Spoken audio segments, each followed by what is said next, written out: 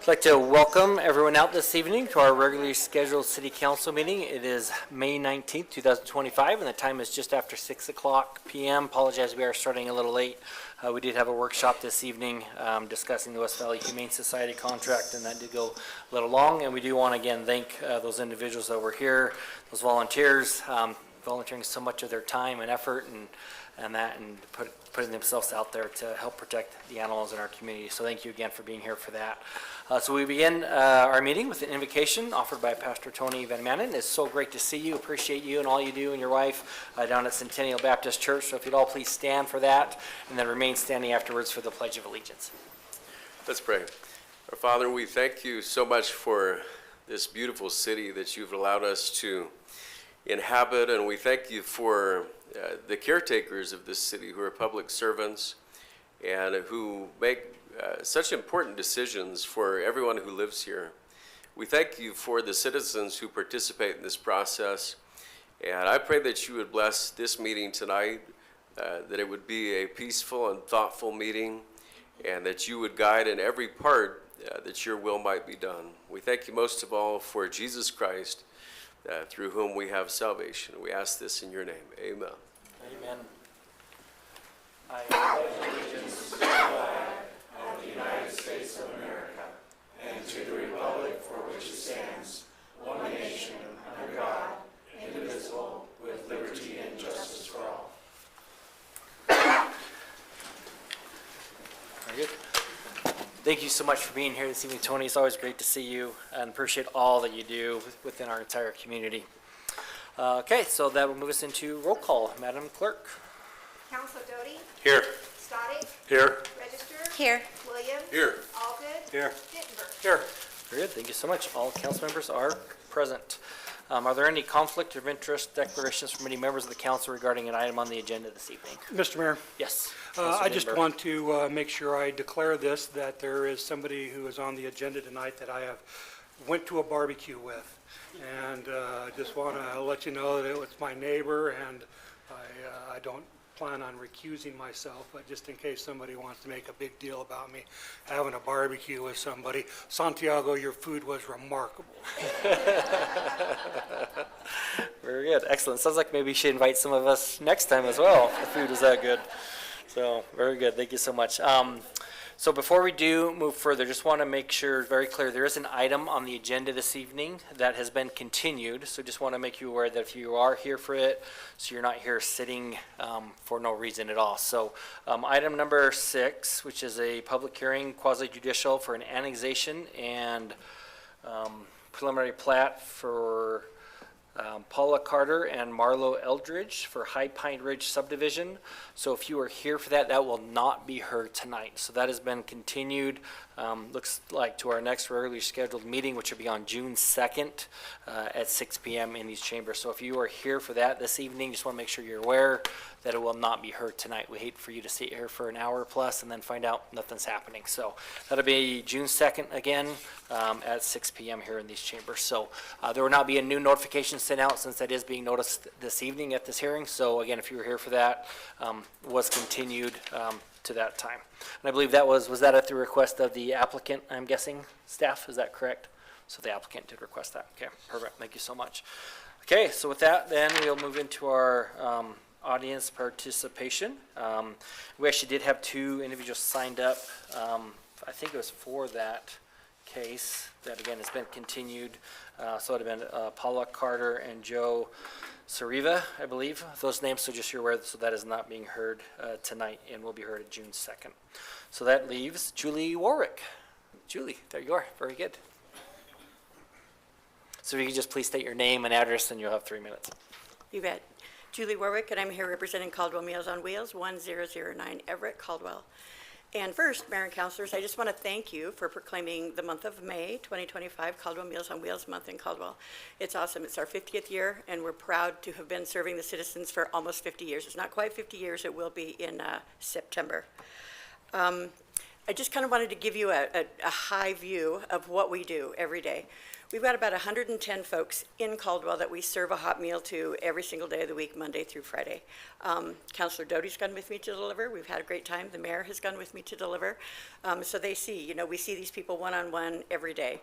We also deliver to folks in rural Caldwell as well as Greenleaf and Middleton. We've got about 40 folks out there that we deliver to once a week, and we deliver to on Tuesdays, and we deliver them frozen meals to last for the week. I've got about 40 volunteers to help me do that. Couldn't do it by myself. I'm the only full-time person in the office. I have a gal who comes in and helps me 12 hours a week. I couldn't do it without her. She's amazing. But our staffing is very low. Everything rides on the backs of these volunteers, and we're so lucky to have them. I've got one volunteer that's been with me 21 years, and he intends to continue delivering. So he's great. We do purchase our meals from Metro Meals on Wheels. They come out of the Meridian Senior Center kitchen. That's the best we could do. There wasn't anybody in Caldwell anymore that could provide those meals from us once West Valley decided they could not. So that's what we're doing now. Last year, we delivered 38,000 meals. We're at about between 32 and 3,400 a month. It kind of fluctuates. We currently don't have a wait list in this area. We had a wait list. We didn't put people on the wait list in Caldwell. When we found out that the Area 3 Senior Services Agency, who provides the federal funding for the program, which, by the way, only pays for about half the cost of a meal, when we found out they had a wait list for Caldwell, I called them and said, people in Caldwell are not going to wait. I'm going to fundraise and I'm going to get that money and we're going to feed those people. So those people came on the program immediately. And in much of the country, they have wait lists. We have a wonderful community that when I put out a call on Facebook and say, hey, I've got people that need money, this is what it's going to cost to feed them for a month or 2 months. I had people coming in my office and dropping me off checks and dropping me off money. So it's amazing how the city of Caldwell supports our organization, and we're so very grateful to all of those people that do that. But I was determined that we would not have a wait list. That just simply isn't acceptable. When you're 85 and you can't cook and you don't have a meal, you don't want to wait for a month to get one. I mean, that's not going to do you any darn good. So we will always make sure that somebody gets a meal immediately upon when we're notified that they need one. We also got a gentleman previously talked about PetSmart Charities. They're amazing. We, through Meals on Wheels America and PetSmart Charity, got a grant from them and to start helping by establishing a pet program. So we help homebound seniors get pet food for their pets occasionally. We'll pay for vet costs if they need to get vaccines and they can't afford it. We've paid for a couple of emergencies. Anyway, that's kind of what we do. We do it every day. We're so grateful for the support of the city. We have an office in a city building that we don't pay. Well, we do pay. We pay $1 every 5 years, so we do pay for it. But we pay $1 every 5 years, and we're more than grateful for you guys' support. Thank you. Very good. Well, we're grateful for you and everything that you do. So it's day in and day out, you're out there doing it. So thank you so much, Julie, for all that you do. Okay, and that is all that we did have signed up under audience participation. So that moves us to consent calendar. I do not believe we have any amendments to that. Mr. Mayor, Yes. make a motion to approve the consent calendar as printed. Very good. Do we have a second? Second. There's a motion from Councilor Doty and a second from Councilor Stodic for approval of the consent calendar as printed. Any discussion on that motion? With that, voting is open at this time. All votes are cast, so voting is closed, and that passes unanimously.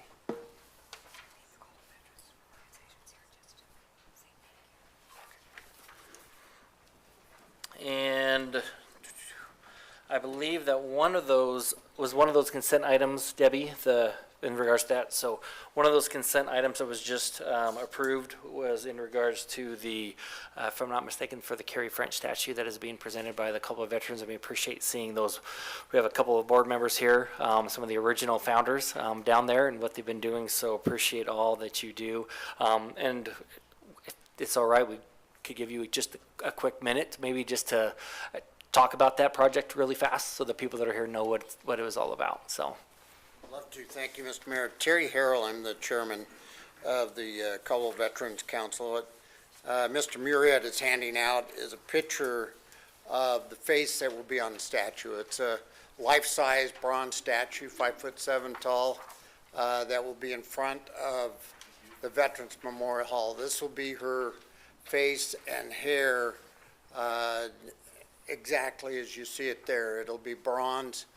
She'll be in a combat uniform wearing her body armor having just returned from a mission, carrying her helmet underneath her arm and her weapon slung across her back.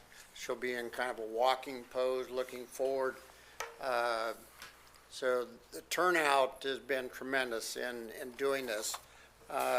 We've already contracted with Big Statues of Provo, Utah, to get it done.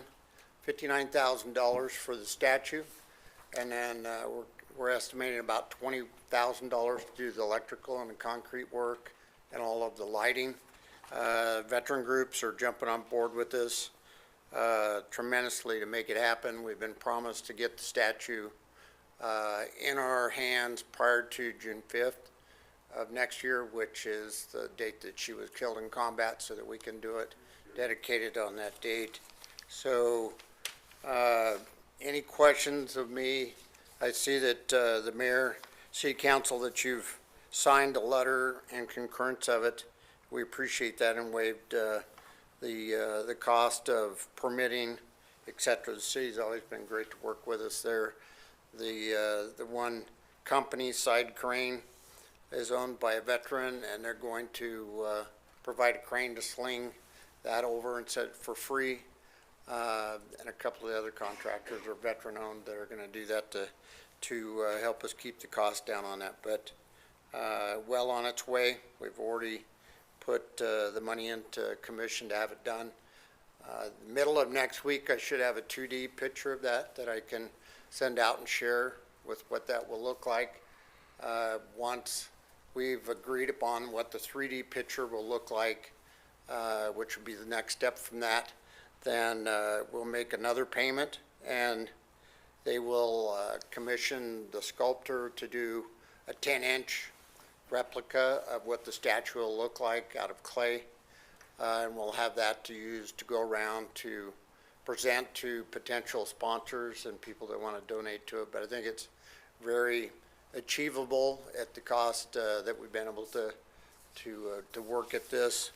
And like I say, everybody's excited. Additionally, they're willing to give us 6 to 8 inch replicas of that for $150 a piece. So if we have sponsors of any size, or if the city, somebody would like one of those to put into a plexiglass box to put on display with the plate or something on it, that's very, very reasonable, $150 for an 8-inch replica of that statue. So well on our way, and I'll come down and I'll make sure that I get a picture of what that statue is going to look like into the hands of all of you. And thank you for your support to this point. Any Yeah. questions? Well, thank you for all that you do. So we're excited. I think it's going to be a great project. So Okay. we're excited for that. Thank you so much again. So Okay. excited Thank to you see very it. Okay, so that moves us into, there is no old business, so that moves us into new business. And so the first item on that is one of these fun things that we get to do occasionally, so we're super excited for this. So this is the recommendation for myself for the appointment of the Caldwell Fire Chief. And as you are aware, and as the public should be aware as well, that Chief Frawley has announced his retirement, and so he'll be retiring the beginning part of June. So we're grateful for his service to our community the last few years. And one of the greatest things, he did many great things, but one of the greatest things is the team that he assembled. And super excited that is one of the members of that team that I am presenting for you, council, to be our next fire chief. We had two incredible candidates, both presented very well, both great choices, and Brian Daniels rose to the top. So very excited to present Mr. Brian Daniels as our next fire chief for that appointment. And so before this does go to the council for your recommendation, your vote, Mr. Daniels is here. So Chief Daniels is here. So if you don't mind coming forward, say a few words, and please introduce those lovely guests that you have with you as well.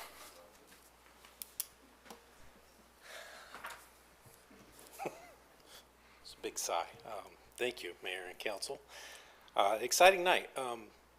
As you said earlier, Chief Frawley's work and your support in building this fire department is allowing us to pick up where he left off. And so I want to say thank you, first of all, for your support for our fire department. It's tremendous. With me tonight, my wife Angela, my oldest daughter Samantha, My wife's the blonde. We've been married for 28 years. I think I got that right. If not, you'll find out later. I'll find tonight, out so- later. I started my fire service journey a little different than most, and I was kind of forced into it. It was that or get into a lot of trouble, and so I was blessed to meet some very influential men in my life, and they led me down a tremendous path, and it's just been full of opportunity since. And in the year 2000, I became a professional firefighter for the San Manuel Fire Department in San Bernardino County. Graduated Victor Valley College as a paramedic, one of the first paramedics at my department in Southern California. Migrated to the Oregon coast in Lincoln County after 18 years with that organization. And I was hired as the training officer and assistant fire chief. A year later, much like here, I was appointed to the position of fire chief, elected to Fire Defense Board Chief of Lincoln County, and participated in multiple deployments throughout the nation with the Oregon State Fire Marshal's Office and the United States Forest Service. Credentialed to the Fire Service Chief Executive Officer level from Texas A&M University and Mays Business School, and certified as a Fire Officer 4 with all the other good stuff that follows that. Been with Caldwell for just over a year, and it's been an amazing journey. And we've got a lot of work to do, and I'm looking forward to getting us there. I'm looking forward to it as well, you. so I'm very excited on that. So with that, the recommendation is before Councilor Williams. Mr. Mayor, I want to echo your sentiments, and I appreciate the men and women in the back there. We really do have a fantastic fire department. Thankful for every one of you and just the representation back there. No matter what Chief Sopoaga says about you sleeping on the job, you guys are doing a great job, and we're thankful for you. And I'm convinced that you are the right leader for us at this time. And so, Mayor, if it's appropriate, I'll make a motion that we approve your recommendation of Chief Daniels to be the Caldwell Fire Chief. Very good. Do we have a second? Second. So that's a motion from Councilor Williams and a second from Councilor Stoddard for, again, the appointment of Chief Brian Daniels as the next Caldwell Fire Chief. So any discussion on that motion? Mr. Mayor? Yes. I have a burning question for Mr. Daniels. You're not going to retire in 5 years, are you? No, sir. No, sir, I'm not. We'd like to keep it a little bit longer than Mr. Frawley, if you don't mind. If you'd have me for the next 10 to 12, I'd like that. All right, that's acceptable. Thank you. Okay, very good. Okay, with that, so we do actually have it up on the screen. So if you want to go ahead and voting is open, cast your vote at this time. And all votes are cast, the voting is closed, and there should be a lot of green up there, and there is. So that is unanimous, so congratulations, Thank we're you all. super excited. Thank you.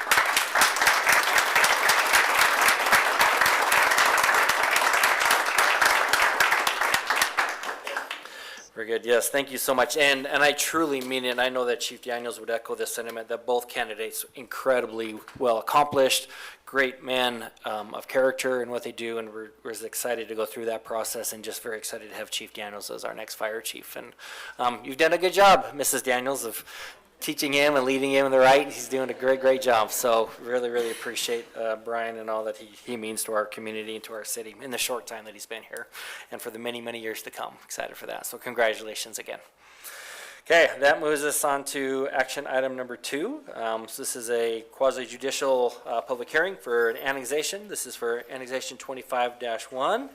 And the applicant name does sound familiar, Orton Engineering, on behalf of Beverly White. Brent, it's great to see you this evening.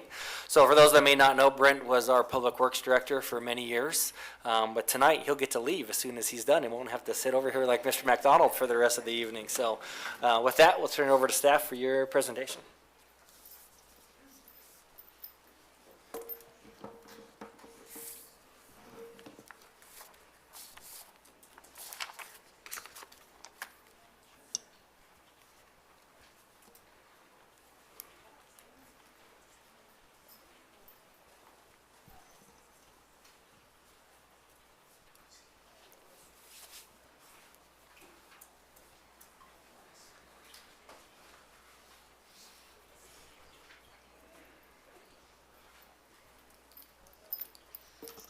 Thank you, Mayor and Council.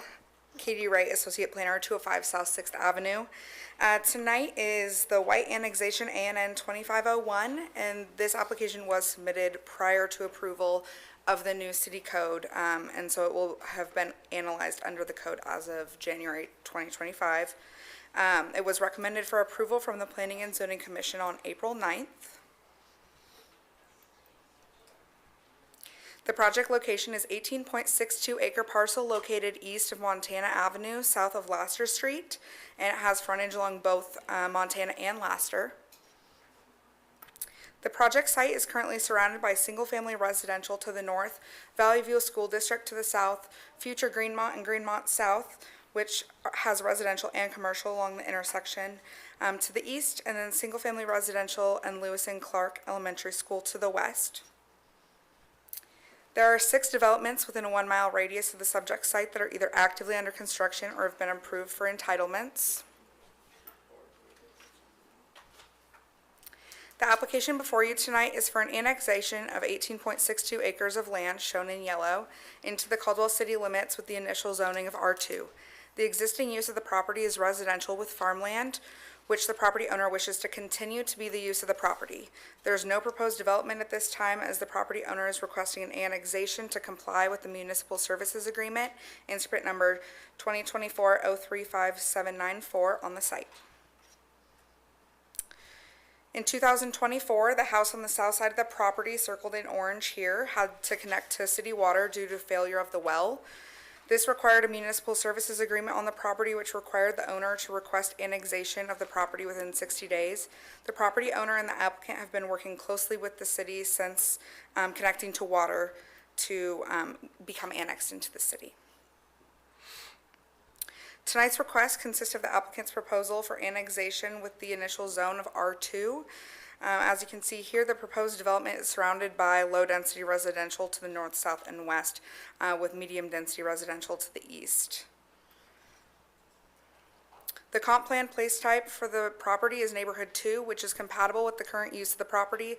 This is a primary residential place type and encompasses an array of low and mid-density housing options. The existing density is less than suggested in the comp plan due to the fact they are not wishing to develop at this time. The applicant has no intention of developing. As I've mentioned earlier, they're solely requesting the annexation to comply with their recorded municipal services agreement. If annexing into the city, this property would be a permitted non-conforming lot due to 2 primary residents on the parcel and accessory buildings. There's a hay shed, a machine shop, and a horse stable. And those are all located on the side yard of the property rather than in the rear, as the code did require. The items that are not compliant with the code are not concerns to staff because the density identified here anticipates more than 1 house for a property this size, and the shops are located in the side yard, but the right-of-way along the south isn't developed, so it's not visible from the public street at this time. The proposed development, will have adequate site access, and all utilities are available or will be available if developed in the future. Public agencies were notified and asked to provide comments, but no agencies had any concerns or comments, and there were no comments submitted from the public either. On April 9th, the Planning and Zoning Commission recommended this annexation for approval.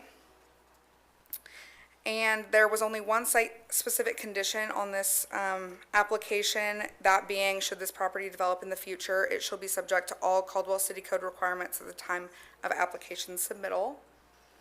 Staff recommends that if the council approves the request, that such request is subject to the conditions as specified in the findings of facts, conclusions of law, and order of decision. And I stand for any questions. Thank you so much. Any questions for Katie at this time? Okay, excellent. Thank you so much. Oh, Councilor Dimper. Katie, this question is probably gratuitous, but is it true that you delivered this perfect presentation because you just received a passing score and you're now a certified planner? That is not. Thank you. Thank you, Mayor and Council. I had to present anyways, but I had the pleasure to do so. Very good. Excellent. Thank you so much. Appreciate you noting that. Yes, congratulations, Katie, Thank on that. you. So, Thank okay, you. thank you so much. Thank Appreciate you. it. Okay, so we do have 2 people signed up in favor, and that is the only people signed up on this case. So we'll begin with Mr. David Orton is the first one signed up. So if you could just state your name and address for the record, and then you will have, if needed, up to 10 minutes for your testimony. Thank you. David K. Orton, 3706 South Twin Springs Way, Nampa, Idaho. I work with my brother Brent at his engineering firm. If you noticed our last names are similar, it's because they are. I want to really just take a moment and acknowledge the City of Caldwell, and in particular the Planning and Zoning Department, and one other business that's in our community here, that has really helped Beverly White in this situation that was unforeseen and difficult. She's lived here for a very long time, and she had this urgent need for safe water, and I really would like to acknowledge Josh McWinney from Prime Plumbing for his help in getting her water quickly in the stopgap that he did. And then I would also like to acknowledge with deep appreciation Katie Wright for her professionalism, for her speed of helping us get this through, also her leadership, Morgan and the entire staff. They have been just fantastic to work with. This is my first annexation with the City of Caldwell, and it was just amazing, the support that they gave us in helping our client comply with the agreement and the code that the city has. That is all I have. Very good, excellent. Any questions? Okay, thank you so much. It's great to meet you, by the way. So, Mr. Brent Orton, so if you could state your name, and I've always wanted to do this, you will have 3 minutes and no more to present your testimony, my friend. Well, thank you, Mr. Mayor. Brent Orton, 17338 Sunnydale Place, and I'm really grateful to be here with you. And Caldwell's a wonderful community. I want you to know my PowerPoint is, I do have one, but it's short, and just want to share with you my quick thought that I appreciate what you do. It is the compensation the council receives is nothing like what it costs in your effort and time. So thank you for what you do, and our staff as well for all they do to help people. I also want to just acknowledge that it's my belief that the community of Caldwell is a bunch of wonderful people who fear God, and that He blesses us because of them and because of our leaders. So thank you. I'm going to skim over some of this because Katie covered it really well. But again, as Katie said, this is to comply with we were able to receive city water. Prime Plumbing really helped dig in, and the city too, to get her connected to water so she could have safe drinking water in the failure of her well. This is just a duplication of the resolution the council passed to require connection, which is standard practice, that's protocol. Just one quick point so that it doesn't create a question or a concern. This property is 18.62 acres, but it will be, you'll see that the annexation total is larger because we're annexing the rights of way that surround it. There's a city pathway on the east, a right of way that is likely, I think, to become a city pathway on the south, and then Laster Street on the north. So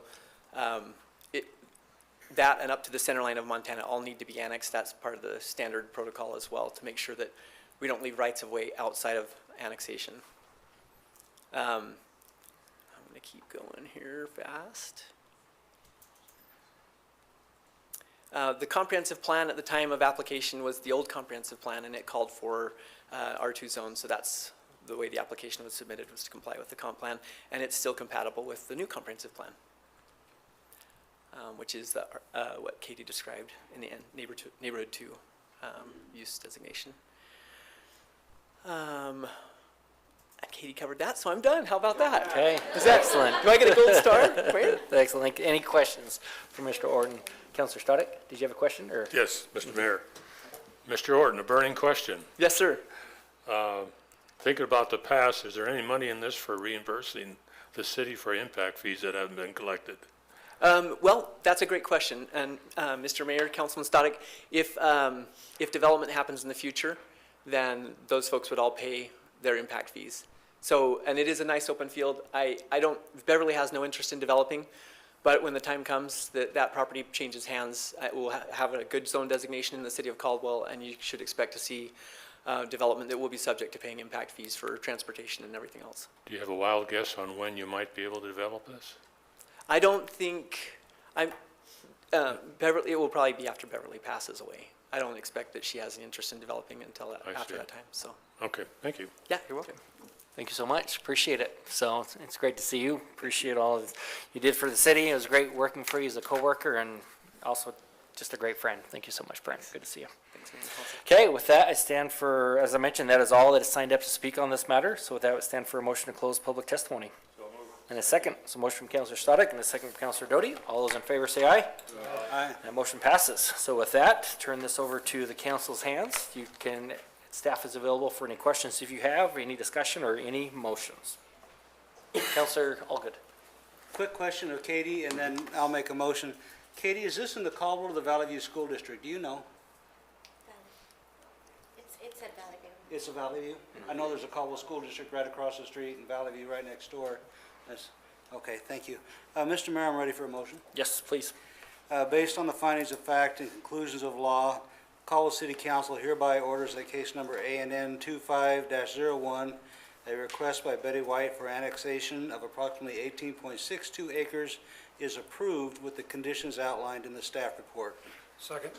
This motion from Councilor Allgood and a second from Councilor Denber for approval of the annexation. Any discussion on that motion?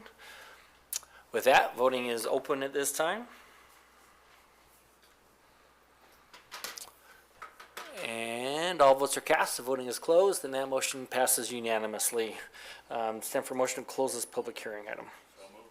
Motion from Councilor Stoddard, second from Councilor Doty. All those in favor say aye. Aye. And that motion passes. So that moves us into action item number 3.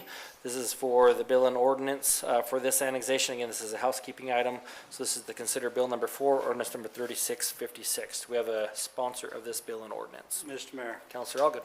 I'll sponsor bill number 4, ordinance number 3656, and move for its passage by title only and approve the summary for publication. Very good. Do we have a second?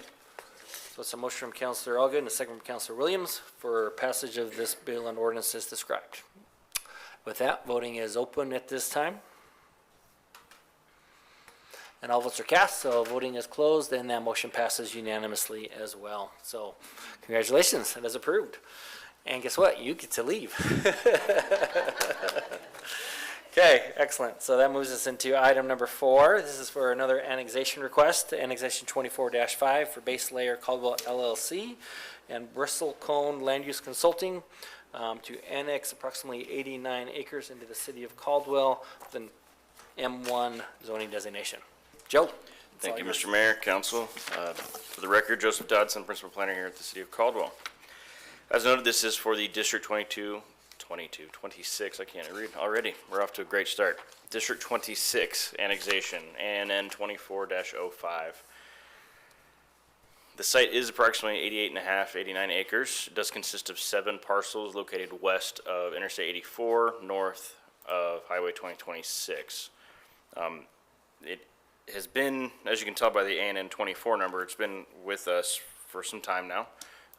Granted, the applicant has actually been working with planning and zoning as well as public works for a couple years now as part of this urban renewal area to just button down what this site is and what it should be zoned as and what the uses should be within the DA. And I'll get into that later, but I did want to just note that the applicant has been at this for a while and has coordinated with the city for a while on this. As far as the surrounding development in the area, there's not a lot because we're here at the north end of the city as far as annexed land.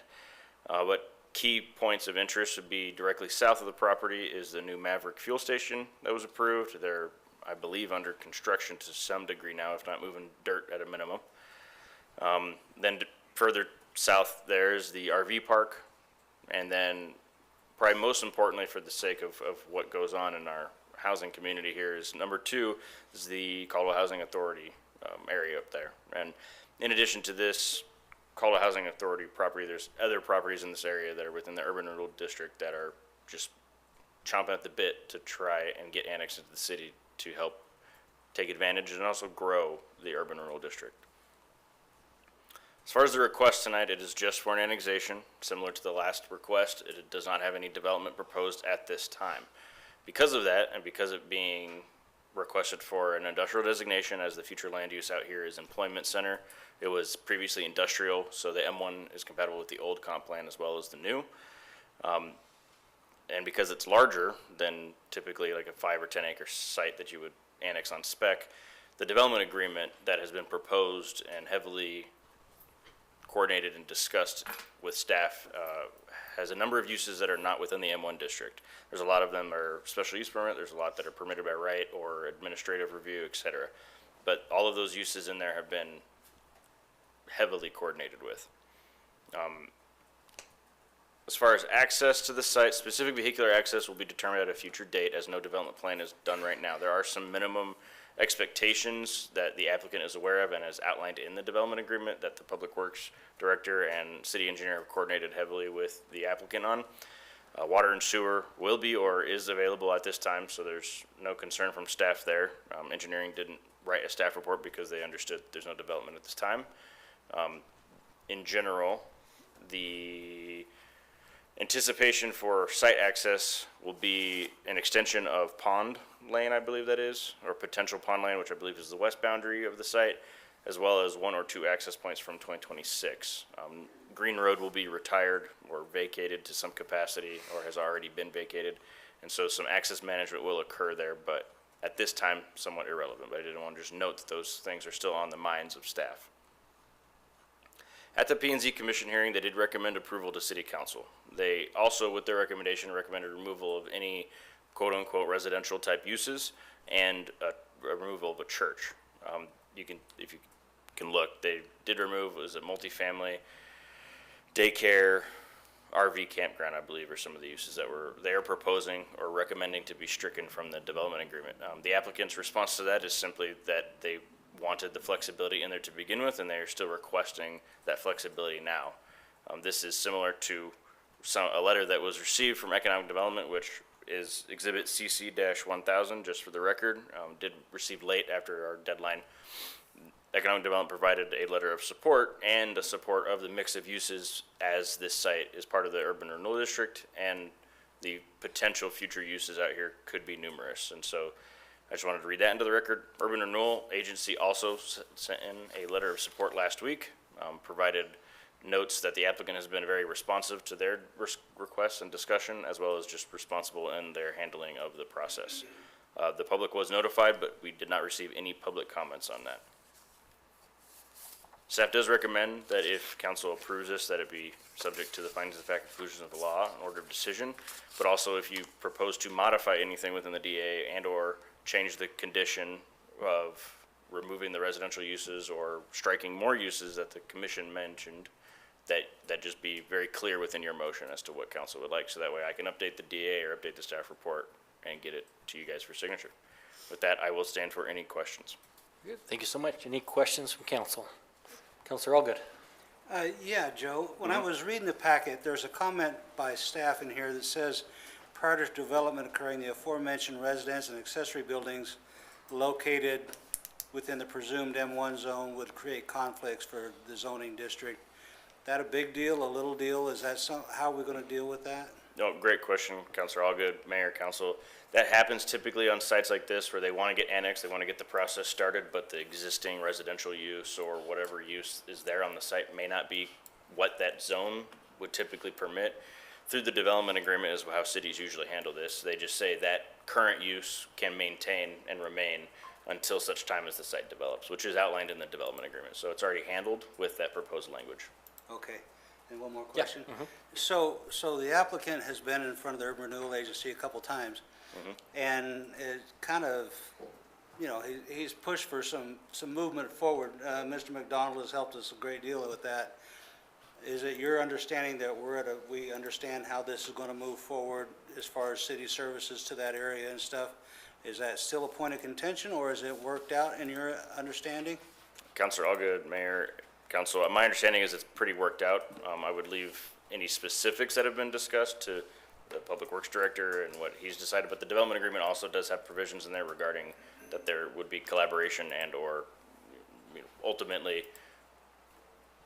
The urban renewal district has the potential to reimburse, but it's not required, as with any urban renewal, et cetera. So there is language outlined in the development agreement to cover everybody's butt. Okay, thank you, appreciate it. Okay, thank you so much. Appreciate it. Absolutely. Good, so there's only 2 people signed up on this case as well, same as the one prior, and they both are in favor. So we'll begin with Mr. Jimenez, Shane Jimenez, if you could come forward, and if you could state your name and address for the record, and then you'll have 10 minutes as well for your presentation. Thank you. Do you have the slides handy? Thanks. Mr. Mayor and City Council members, thank you very much for your time. My name is Shane Jimenez, and I live at 5460 North Bogus Basin Road in Boise, Idaho.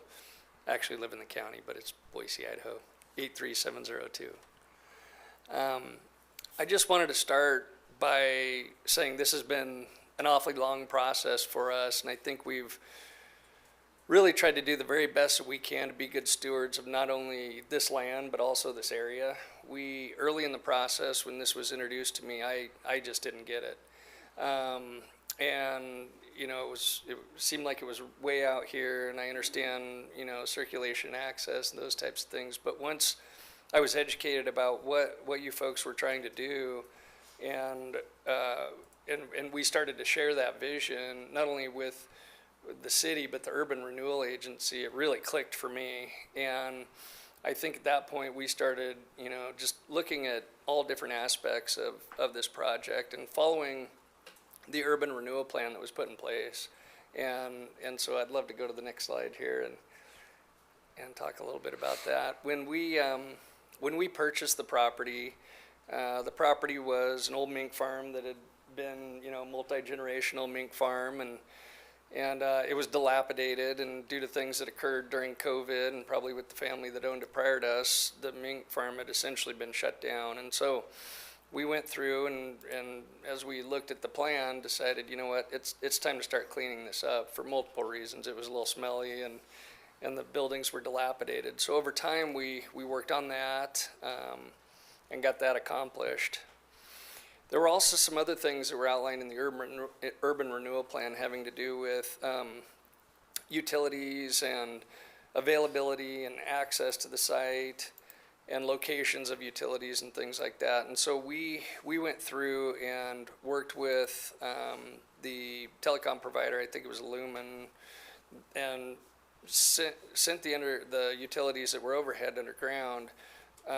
Where there was a proposed approach on the property, vehicles would not be able to pass under their large, tall vehicles without risking danger. So we decided, let's get this cleaned up. Let's figure out a way that we can work with the city to talk about utilities, sewer and water, and work with Idaho Power to figure out if, you know, they're going to have power in this location. And Intermountain Gas Company would be another good example. And so we kind of brought in the stakeholders and worked through some things. And so now, if you go to that next slide, you'll see that we also worked with ITD on an approach to the property. It was designed, and through the Urban Renewal Agency, who was a critical partner for us in getting this accomplished.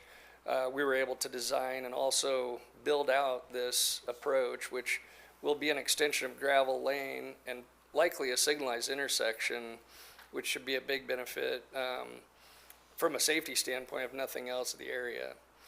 So if you go ahead and go to that next slide, we invested through the help of Urban Renewal to build, you know, deceleration lanes that would slow the traffic down onto our property. As you might know, this area travels pretty fast, and then also acceleration lanes off the property as you head further, you know, to the, more call it west. So in the background, this is a great slide. You can see that the mink farms are cleared, and we've got our approach in place now. So go ahead to the next slide. This is just a different perspective. You can see that the work was finished. It was actually finished right about on time and under budget, which we appreciated, and I believe Urban Renewal appreciated as well. Go ahead and go to the next slide. This is a great perspective of, I think, our vision, not only for the property, but really for the area. You can see that as gravel lane gets progressed, it will become a circulatory system that will take all the way up to Highway 44 over the canal and allow circulation and open up, opportunities, I think, in this whole area. So we're in today for annexation of 7 parcels. I've seen different numbers, 91, 88. There's probably some different math being done there. With the development agreement that we've negotiated and worked through, at the staff level for, gosh, it's been a while. And I think, those things are productive and constructive, and I think we've come to the conclusion that we have a really good plan that I think I'm hopeful will work for the city. Go ahead and go to the next team and sort of talk a little bit about the process. I mean, it was a very collaborative approach. I think we took shared common goals that city had and urban renewal had, and we meshed our goals along with those, and we've come up with a solid plan. And we've worked with multiple departments over the course of a couple of years. Thanks. One area that early on in the stages we went through uses, and I think in this last planning and zoning meeting, one of the uses was kind of stricken from the overall plan, and I think I guess from our perspective, and we're not here with a multifamily application. We don't do multifamily, but it seems like at the annexation level, it could make some sense to leave that as a use that is a special use. So at some point you'll get to be able, you still control the entire process. At some point down the road, if a multifamily use did come forward, you'd have the ability to vote on it again at the council level. It felt like, we don't know. I mean, we have an open slate. It's a wide open canvas. This whole area will, eventually be developed. And so if you go to the next slide, we kind of looked at some other projects that we felt were successful, and I've developed some things personally in this area. But Sky Ranch came to mind. And so, the vision for Sky Ranch seems that it was more commercial industrial, and I think it's developed out to be that way for the most part. However, you start to see some other uses in that area that are commensurate uses for folks that are working in the area and also living in the area. And if you want to go to the next one, these are just examples. We can kind of go through these. And we'll stop on this one just for a minute. So Grace Assisted Living isn't, it's a form of multifamily, but it's essentially for folks that are at the end of their lives and they're wanting to retire. So it seems like these uses seem to get along pretty well. We don't know. We don't have a plan. Someone may come along with a plan that you look at and, get comfortable with and like. Our thought is, if a manufacturing company shows up and they're a chip manufacturer and they have workforce housing requirements, to take it out at this level before it gets to the table might not make a lot of sense. I'm just throwing it out. So I guess what we would ask is that we leave that use in, restrict it as a conditional use, and let you see a project when you have more details and more concrete information about what's really being proposed. So again, we have no plan for multifamily. We don't have enough information, personally to be able to comment on it all that much. I don't believe the council does either at this point, is my opinion, but obviously that's why you're there and I'm here.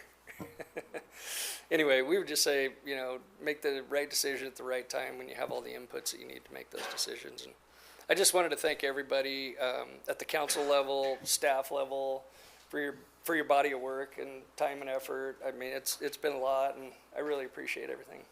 Thank you. Very good. Thank you so much, Shane. Appreciate Of that. course. Any questions from council? Councilor Allgood. Yeah, same kind of, first of all, having known you from Urban Renewal and City Council, I really appreciate you and everybody involved making the effort to develop this piece of property. It was a lot of vacant dirt for a very long time, and you guys coming in is wonderful. I just want to make sure, because again, we've just discussed this on the urban renewal level. As we annex you into the city, you're good with how things are progressing, you have a plan, there's not anything that lacking from the city side, or are you worked out with Mr. McDonald and engineering and all that? Yeah, I feel really confident in where we're at, honestly. I think that we've got sewer and water and circulation, and through Idaho Power, we've gotten some answers, and Intermountain Gas, we've gotten some answers. And I think all those things, and I brought this up at Urban Renewal, but as end users and buyers come along, which we've had plenty of them come along, the questions that they ask, we haven't been able to answer. And I feel like we're really on the cusp of being able to answer that with the work that's been done on this project. We're very close. Wonderful, wonderful. Thank you. Thank you. Okay, thank you so much. Appreciate your time. Thanks for your time. Okay, and then Elizabeth Allen had indicated if needed, so I don't know if you were wanting to say anything, or if you could just state your name and address for the record, please. Elizabeth Allen, 1330 Williams Lane, Nampa, Idaho, 83686. I don't have much to add that hasn't already been covered. And I just wanted to share, so I started working on this project back when I was working at Canyon County, when they were rezoning to industrial, and it was 2021. And at the time, the services weren't available, but the plan at the county level with our development agreement was that the properties would annex when the time was right, and that time is now. So it's exciting to see that these property move forward with a path to annex. And that's it. Excellent, thank you so much. Yeah. Any questions? Okay, thank you so much, appreciate that. Okay, as indicated, that's all that's signed up to speak on this item, so I'd stand for a motion to close public testimony. It's a motion from Councilor Stoddard, or a motion from Councilor Stoddard and a second from Councilor Doty. All those in favor say aye. And that motion passes. So that then moves this to the council for your discussion, for motions. If you have questions for staff, they're available. Councilor Register. I just have a quick question. When he was talking about the multifamily piece being removed, was that because of the new comp plan, or did you take it out for a reason? Councilor Register, Council, I only took that out at request of the Planning and Zoning Commission. And at that hearing, they had just concerns over multifamily next to industrial was their thing. And really regardless of the comp plan, it was just their discussion of that. And if I may, I think when people think industrial still, they think smokestacks and heavy machinery and all these things. But modern industrial is typically not that way anymore. And you can see in a lot of other places where you have an industrial warehouse type building, their parking lot, some buffer, and then you have multifamily for what Mr. Jimenez noted is the workforce housing. And so I think that's what their vision is, and I don't think that P&Z Commission quite gathered that, and that happens, that's okay. But that's the only reason why that was stricken. Okay, so it was a planning and zoning request, or commission request then? Yes, ma'am. So if it stayed in this, then would it be marked, like he said, where it would have to come back before council for an approval, or would it automatically fall into an approval on the new comp plan? Council Register, it would be whichever way you would like it. Now that it's been stricken as proposed by commission, you can say that it's required to come back to council with a council level SUP if you would like. Or just, you could also say revert it back to what it was in the DA, which was SUP at the hearing examiner or P&Z commission level, as well as the other uses that were there, like a daycare was permitted, and I believe the other RV campground and assisted living home were SUPs as well.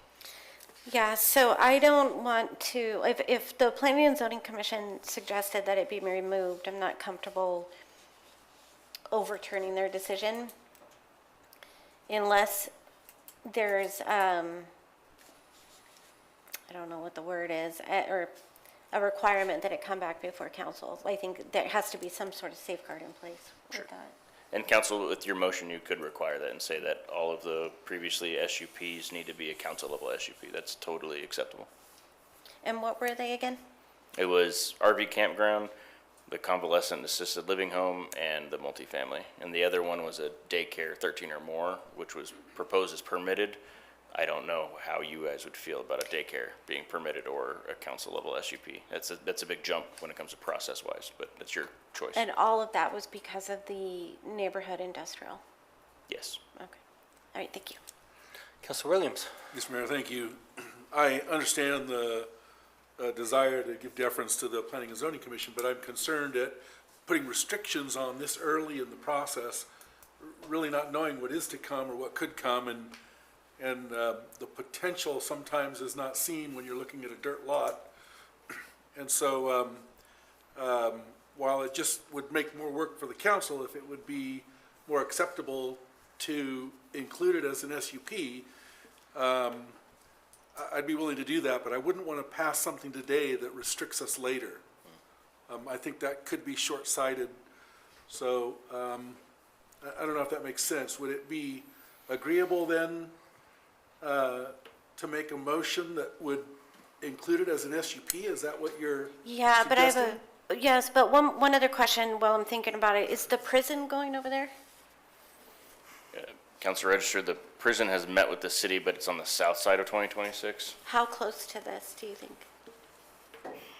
Because I wonder if that was part of the concern, if there was going to be a And that's to be jail. determined, so Yeah, it's not. it's not for sure, and it would be directly south of 2026. Granted, at the round table that we had, we definitely told them they need to do a lot more buffering than they were proposing. So I'm sorry, do you know how close to this project that It's they're talking Directly about? south of 2026, Directly so south, okay. hundreds Well- of feet. Then I guess there would have to be stuff that would have to come back for approval, in my opinion.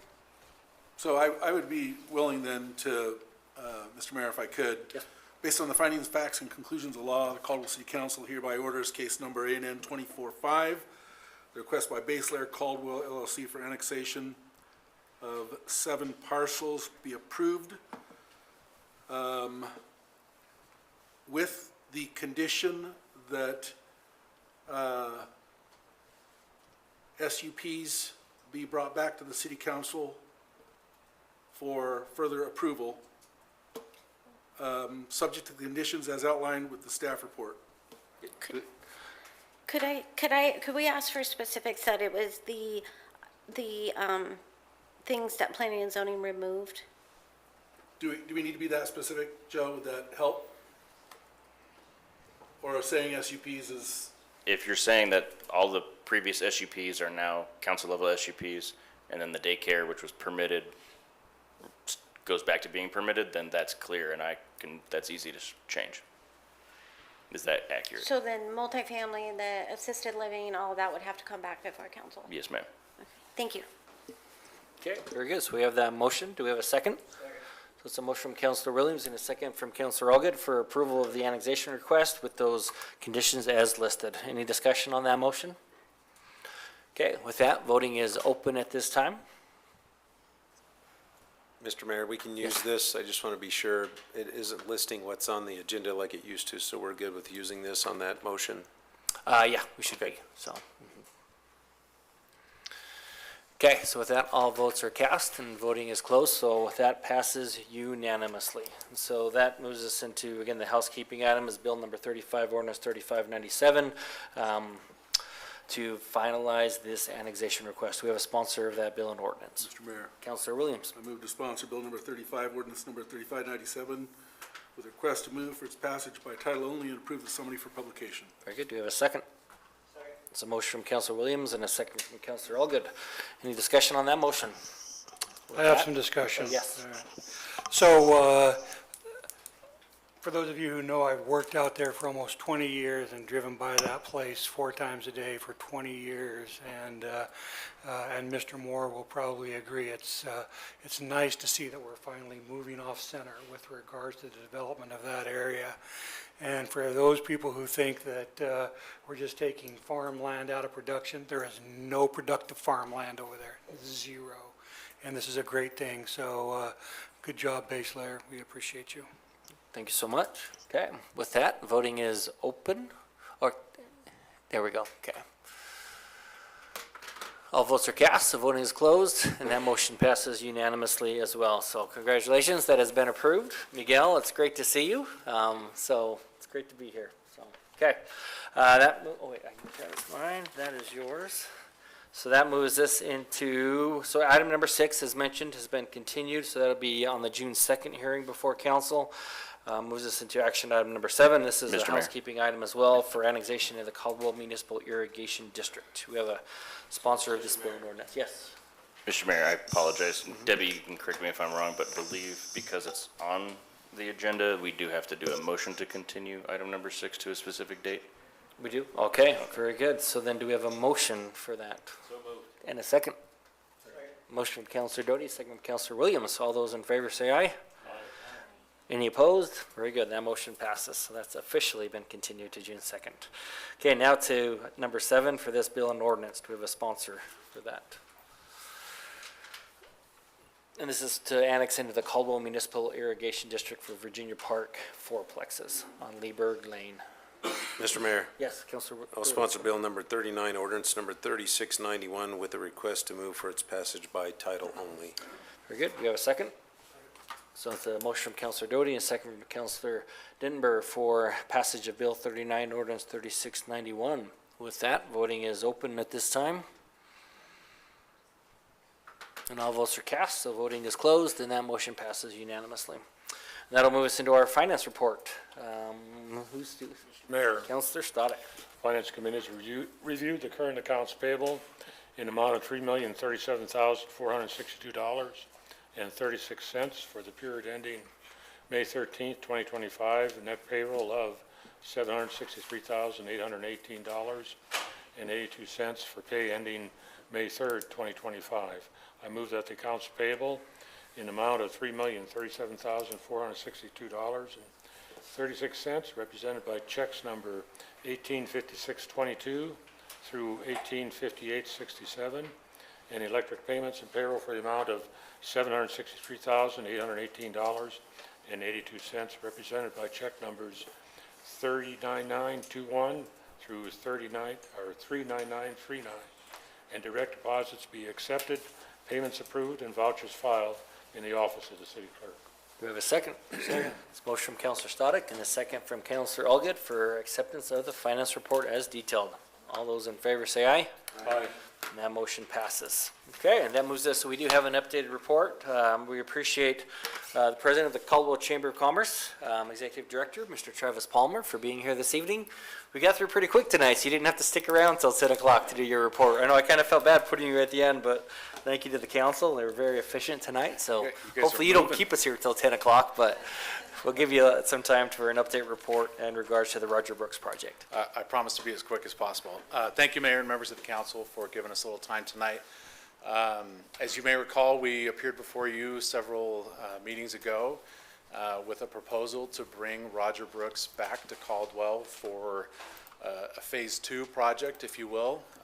After the success of the plaza, a small group of folks in the community recognized the need to bring him back and see what we can do next. And we wanted to just give you a report tonight. We had hoped to come before you with a formal request to approve, but we are still working out just some of the details on the contracts between the MOU between the Chamber and the city, and then the contract between the Chamber and Roger Brooks's organization. So we just simply wanted to come before you and give you a quick report, answer questions, let you know we're still here, we're still moving forward, we still want this to happen, and I hope that we still retain all of the support that you all gave us originally when we appeared several meetings ago.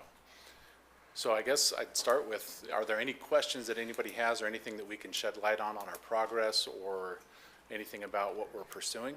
Perfect, yes, so, yes, and thank you so much. I know that we want to make sure that we get everything right in that regard, so we've been reviewing that. We even had discussions today on several items, so really do appreciate all the work and effort on behalf of the Chamber that you're doing in that regard. So, Councilor Stoddard. Yeah, Mr. Mayor, Travis, in view of the timetable involved here, I think Mr. Brooks is going to be here the first part of June. So that's our hope. We have to get the agreements in place as soon as possible so that he can schedule, but assuming that we can be here at your June 2nd meeting with my board's approval on the contract and as well as a mutual agreement between the chamber and the city, that's our plan, is to set him in motion immediately, and he will make his first public appearance in June. So when is your board going to approve this? Or do you have a timetable for that? I brought it before them on Wednesday of last week, but unfortunately there was kind of a change to the verbiage of the documentation late in the game that we weren't able to get it back in front of my board in time for them to make a decision or feel comfortable saying yes. So what they've assured me is that we can move forward with the assumption that we're all going to get to a yes, and they will email, or they'll vote by email as soon as I can get it back in front of them again, and as long as it's agreeable to them, they'll vote via email. So we don't have to wait another month for a board meeting. Okay, can you share with us where the problem lies as far as verbiage is concerned, or is that? It's mostly just our attorney for our board of directors had a few issues with some of the wording. I don't see it as any major sticking points. It was just a matter of the timing of getting things amended and corrected. And, you know, anytime you go back and forth with two entities, you got to have about a dozen eyes on each side looking at it. So it's just taking more time than we'd hoped. Forgive me for pinning you down, so within a week, within 2 weeks, what's your? I hope we can have something, I would imagine, before the end of this week, and we'll have it in front of our board right away. All right, thank you. Very good, excellent, thank you so much. Councilor Allgood. Yeah, Travis, I know over the years we've changed hands on the chamber a number of times. Do we have Roger Brooks' original report anywhere where we could see that? Absolutely, yes. I know there's several copies floating around. We can get one into your hands, if not tonight, probably by tomorrow morning. Yeah, I mean, most of the council and a lot of the people involved were not present when Roger's first report came out. Yeah. And it'd be nice to see what he recommended from the beginning. Yeah. If some point we could get a copy of that, that'd be wonderful. Yeah, we'll have one sent out to the council tomorrow, and I think you'll see, I think they came up with a list of 60 some odd recommendations for things, and as you go through that list, you'll see we've done quite a bit of those things. There's some that are no longer valid, there's some that could still be worked on, there's some that could be done better, but there's been a lot of things checked off on that list, and then this new project will basically extend the area considerably, and again, get the community involved. And that's what I really keep harping on, is the fact that we're really trying to create consensus in the community, invite every entity we possibly can to weigh in and help create a vision for Caldwell that everybody can see and understand and continue to look back to, so that there isn't so much division amongst every time somebody proposes a project. And I just see it as a continuation of the initial project, and so it'd be nice to see where we started. Absolutely. Yeah, we'll have that out to everybody right away. Excellent, thank you so much, appreciate it. Oh, did you have a quick comment? Mr. Mayor? Yeah. Travis, I'm excited and eager to see what he will tell us. My concern simply continues to be the financing. We spent an hour being told we owe $540,000 now to keep the Humane Society going in Caldwell. I don't know where we're going to get that from. Yeah. So just in fairness, Sure. I'm even more concerned today than I was the last time we met and talked about this. There's just so much water in the well. I totally see your concern, and I agree with it. I imagine as counselors, you have no shortage of great causes that all need money. What I would encourage you to keep in mind is look at the values of the properties around the plaza prior to Roger Brooks coming into town and prior to the plaza's creation, and look at the values of those properties today, and that'll tell you what your investment is worth. And I think, the price of the city's portion being the $115,000, I think that would be a great investment. I'm a big animal lover. Anything you can throw at the Humane Society, I think is a good cause as well. But I would certainly encourage you to look at the values before and after, and consider that in your decision on whether or not to fund the project. So I understand, as long as our citizens then don't mind dogs running loose in the city. So, no, I'm being serious. I really am. Because we have to make some hard choices. Absolutely. And so I understand that it'll raise the value, but can we do it this year and in turn let these dogs run loose? And so I'm not disagreeing with you. I'm just saying, these are difficult decisions for us to make. So, good. Thank you so much. Appreciate you being here. And also want to recognize Mr. Pilot, Mr. Jenkins. Appreciate you guys being here as well for all your work and effort down there. So, thank you so much. Thank you all very much. Okay, so that gets us to council comments. So, Councilor Doty. I'm going to steal a little thunder because there was other people with me at these events, but I'll leave a couple for the other councilors as well. But we attended the mounted patrol training kickoff this morning, and it's great to see all the support from around the valley. And as that picks up, and that Caldwell's chosen to have that training here is a great asset for us. The Lions Park event, where we dedicated the shelter and then all the projects moving forward there. I see Dave Moore, who's a Lion, sitting in the crowd here, so we appreciate the support and the partnership, Dave. The Salvation Army kicked off a nice event for some of their donations. It's always great to hear what they do for the community. Much like Meals on Wheels, Julie, they are out there working diligently to get people fed and clothed and shelter as they need it as well. So those are just great things. The one that's not so exciting, I guess, is parking. So I still see the mounds of dirt behind left and right field, mostly left field because that's the one I drive behind. Do you have a timetable when that'll be leveled out? And though people used it to park this weekend, the hills of dirt there may cause you some confusion whether you should park there or not. Are we going to level that out, and what's the plan there? Do you know where that's at, Mr. McDonald? Because I know the rodeo had reached out in regards to some dirt, and we thought it may be good to remove those. They were supposed to have been removed some time ago by the college, but we're seeing if we can maybe get them and the rodeo together to do it at the same time. Do you know if there's been any movement on that? Mr. Mayor, are we talking about Wolffield or the other? Wolffield. Yeah. Yeah. We don't have any imminent plan to move the dirt, but we could certainly put something together and get something going before a rodeo comes around. We are planning to stripe parking in a lot of those areas for the fair and rodeo so that there should be plenty of parking for everybody that wants to attend. And it was certainly wet this weekend, but it doesn't look like it's prepared to go. The weeds are growing and the grass is growing tall, so it's not quite, if we're going to keep it grass, then we need to get that trimmed down and get it leveled somewhat out there so that it's more conducive to parking. Yep. No, very good. Thank you so much. Councilor Stodick. Mr. Mayor, I attended the Law Enforcement Memorial here this past week. It was attended quite well. I saw you there, I think. Yeah. I don't know if anybody else, you definitely had a kudos from the Assistant District Attorney. Did you know, you took him on a ride up in Moscow or something?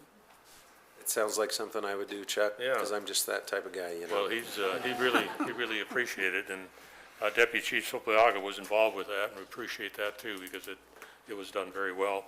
The other thing I just wanted to clear up a little bit on the memorial for Carrie French.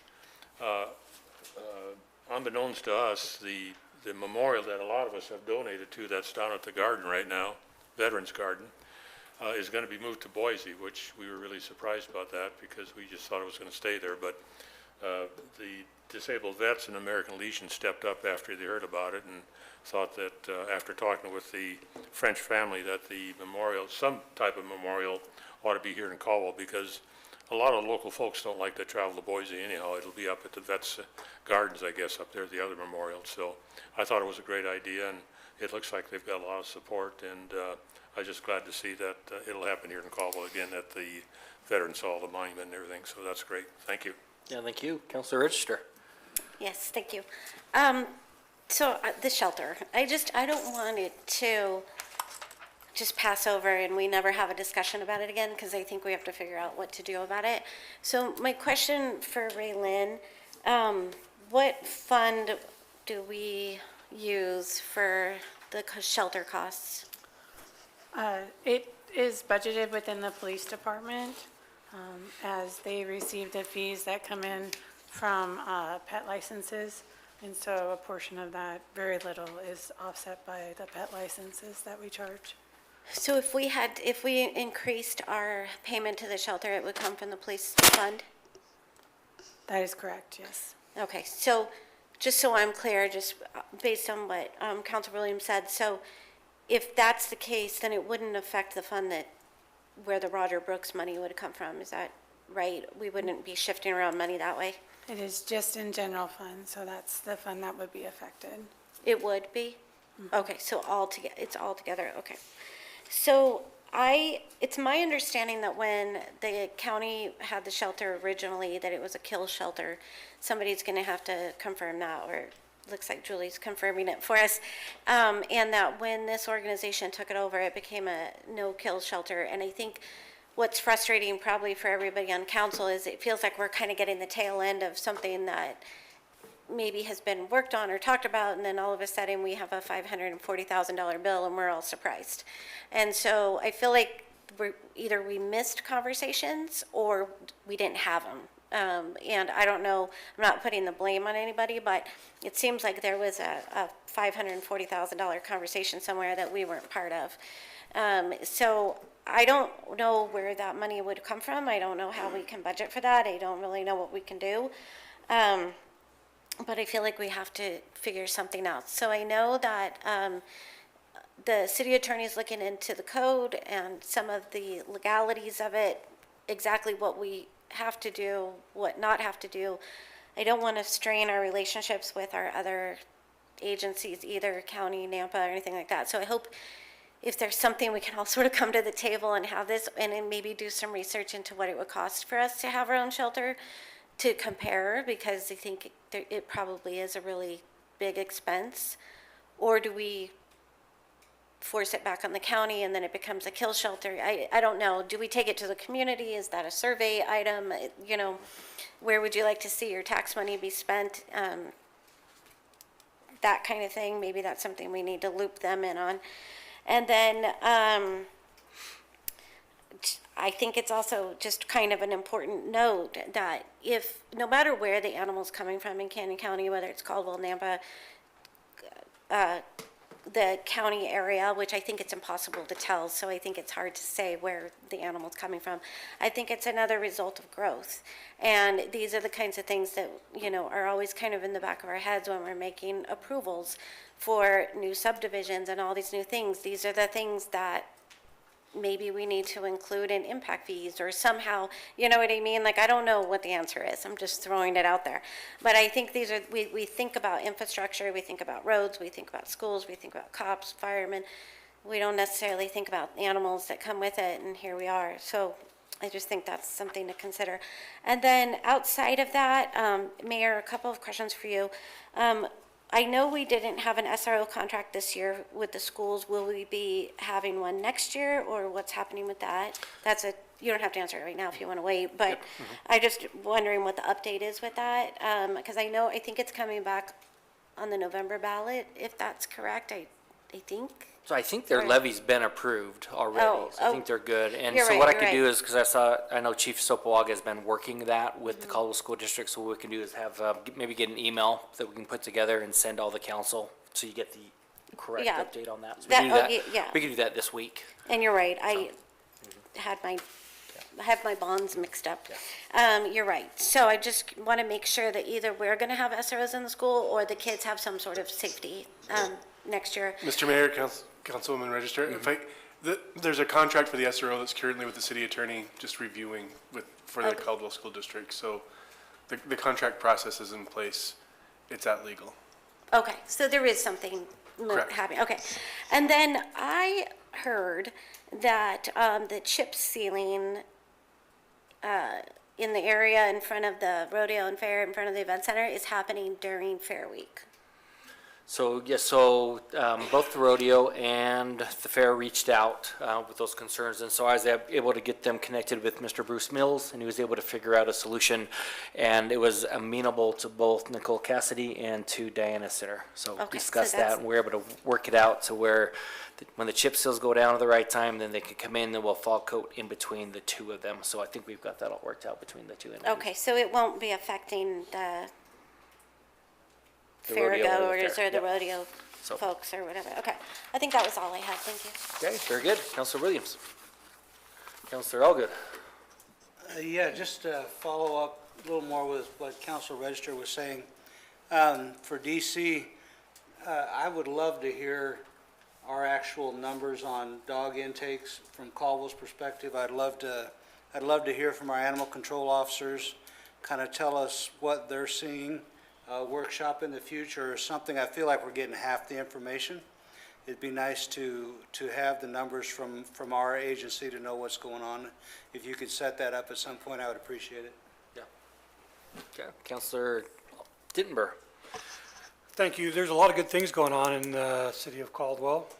The weather's changing, it's nice, people are outside, and a lot of good things going on. And I get, from time to time, to get to many of the events that are happening around Caldwell, and I appreciate everyone's contribution, Destination Caldwell, the Chamber, all the events that are happening, the Lions Club, and for those of you who braved the rain this weekend. I appreciate that. The other thing I want to do is I just want to clarify my comments for all the anti-growth people who are going to roast me out there on social media because I said there's no productive farm ground off 2026. I want to make sure I give kudos to the Bike Candy family, the Crawfords, and the Lions that have great productive farms out there. I'm specifically speaking about the base layer property and that lovely piece of property owned by the county across the street that we know grows nothing. Okay, thank you so much. The only thing I have is just a reminder of Friday. So it is our ribbon cutting open house at the swimming pool for the new facility out there. We're super excited for that. Hopefully it doesn't snow that day when we want to get into the pool. This weather has been pretty crazy this week, but we're super excited. That's been obviously a long road, and appreciate council's support on that to finally get to that. I remember that was one of the first things we discussed when Councilor Allgood was actually the council president at the time when I first came in, and sitting down and talking about those fees, and we're finally there. Can you believe it? So just again, that's this Friday. I believe the open house starts at 3 o'clock. Is that right, Char? Does that sound right? Yep, 3 p.m. And then we'll do a ribbon cutting and then free swim for the community. So hopefully the sun comes out. I believe so. 5 o'clock for the free swim. Is that when that begins? Is that right? So, yep. Okay. Very good. So, yes. One more, doesn't the concerts at the plaza start tomorrow? So, yes, the first farmers market and concerts is tomorrow. Tomorrow evening. So we have council tonight, so you can all go and enjoy that event tomorrow night. We're excited for that to start as well. So that is all that we have on the agenda for this evening. So with that, we stand adjourned.